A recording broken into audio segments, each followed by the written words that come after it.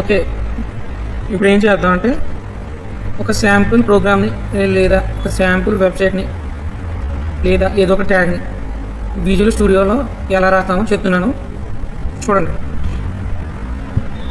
First visual studio అన్నదాన్ని open చేసుకోవాలి. ఓకేనా? ఓపెన్ చేసుకున్న తర్వాత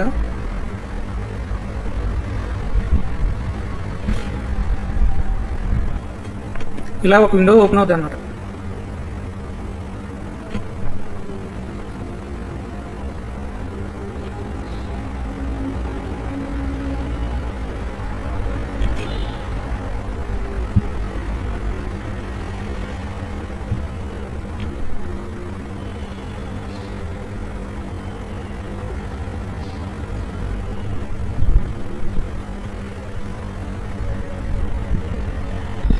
ఓకేనా? ఇప్పుడు విజువల్ స్టూడియో అనేది ఓపెన్ అయింది. సో నేను డిఫాల్ట్గా ఆల్రెడీ ఇది చేశాను కాబట్టి నా ఫోల్డర్తోనే, నేను చేసిన ఫోల్డర్తోనే ఒక పేజ్ అన్నది ఓపెన్ అయిపోయింది ఇందులో. సో ఇప్పుడు నేను ఏం చేస్తానంటే ఇప్పుడు ఇక్కడ ఒక ఫోల్డర్ని క్రియేట్ చేస్తాను. స్టార్టింగ్లో ఒక ఫోల్డర్ని క్రియేట్ చేస్తాను అనమాట. ఇక్కడ న్యూ అని ఉంది కదా, అది క్లిక్ చేయగానే ఫోల్డర్ ఏర్పడుతుంది అన్నమాట. సో నేను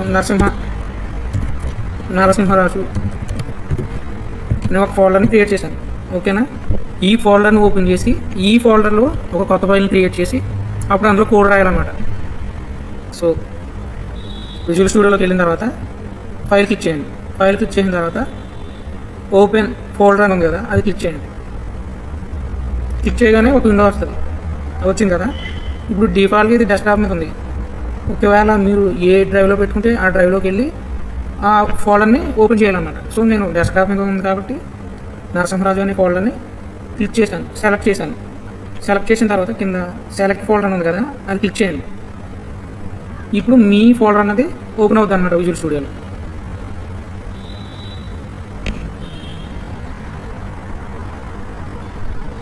ఓపెన్ అయింది కదా. సో ఇప్పుడు ఇక్కడ ఒక ఫోల్డర్ కనపడుతుంది సార్, ఇక్కడ నరసింహరాజు అని. ఆ ఫోల్డర్ పక్కన న్యూ ఫైల్ అనే ఒక సింబల్ ఉంది, న్యూ ఫైల్ అని. ఆ సింబల్ క్లిక్ చేయగానే ఒక ఎంటీ బాక్స్ ఒకటి వచ్చింది. ఇప్పుడు ఆ బాక్స్లో మనం ఒక పేరు రాయాలన్నమాట. సపోజ్ నేను అక్కడ demo.html అనే ఒక ఫైల్ తీసుకున్నాను. ఓకేనా? తీసుకున్న తర్వాత ఇప్పుడు మీరు ఇక్కడ ఓన్గా కోడ్ రాయొచ్చు, లేదా విజువల్ స్టూడియోలో డిఫాల్ట్గా డిజైన్ చేసిన కోడ్ ఒకటి ఉంటుంది, దాన్ని బాయిలర్ ప్లేట్ అంటారు లేదా బాయిలర్ కోడ్ అంటారు. సో నేను బాయిలర్ ప్లేట్ని డిస్ప్లే చేస్తున్నాను. ఓకేనా? ఇప్పుడు ఇక్కడ ఒక కోడ్ అన్నది డిఫాల్ట్ కోడ్ అన్నది వచ్చింది. సో ఇప్పుడు బాడీ అనే ట్యాగ్ లోపల మీరు ఏ ట్యాగ్ రాయాలనుకున్నా రాయాలి. సపోజ్ ఏదైనా వెబ్సైట్ తయారు చేసామనుకో, బటన్స్ ఉన్నాయి, లేదా ఇమేజ్లు ఉన్నాయి, లేదా యాంకర్ ట్యాగ్స్ ఉన్నాయి, లేదా ఒక పేజ్ నుంచి మరొక పేజ్కి నావిగేషన్స్ ఉన్నాయి, లేదా నావిగేషన్ బార్ ఉంది, లేదా నావిగేషన్ బటన్స్ ఉన్నాయి. సో వాటిని ఎక్కడ రాసుకోవాలంటే బాడీ అనే ట్యాగ్ లోపల మాత్రమే రాసుకోవాలి. సో సపోజ్ నేను H1 అనే ట్యాగ్ తీసుకున్నాను.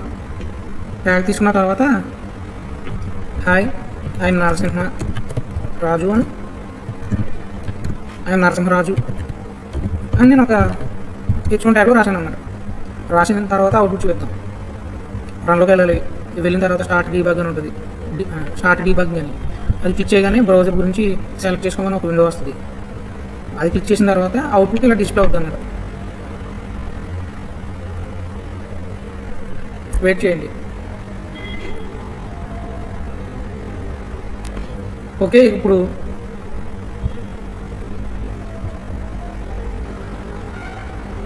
వచ్చిందా? ఇప్పుడు యాక్చువల్గా నేను H1 ట్యాగ్లో హాయ్ ఐఎమ్ నరసింహరాజు అని మాత్రమే రాశాను.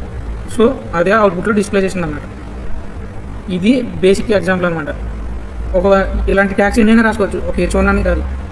So many tags are using in website to develop a application using HTML, CSS, JavaScript. సరే, ఈ వీడియో మీకు నచ్చింది. హలో ఎవరీవన్, ఈ వీడియో కనుక మీకు నచ్చితే నా యూట్యూబ్ ఛానల్ సబ్స్క్రైబ్ చేయండి, షేర్ చేయండి, లైక్ చేయండి. బాయ్. నా యూట్యూబ్ ఛానల్ నేమ్ వచ్చి రాజ్ సక్సెస్.